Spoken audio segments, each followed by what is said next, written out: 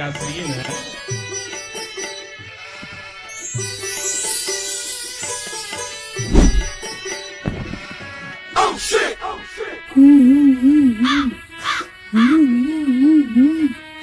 নানিমার বিরহের যন্ত্রণা আমি আর সহ্য করতে পারছি না। উজির সাহেব, সেনাপতি কোথায়? আমি নানিমাকে উদ্ধার করতে যুদ্ধে যাব। উস্তাকে মাফ করবেন মোরাহাস, সেনাপতি তো পালিয়ে গিয়েছে। খামোশ বেত্তমি। আমার রাজ্যে এত এত উজির নাজির থাকতে কি করে সেনাপতি পালিয়ে যায়? তাহলে কি ধরে নেব ডাকু গুন্ডার সাথে সেনাপতির হাত রয়েছে? এ তো দেখি ঘরের শত্রু বিভীষণ।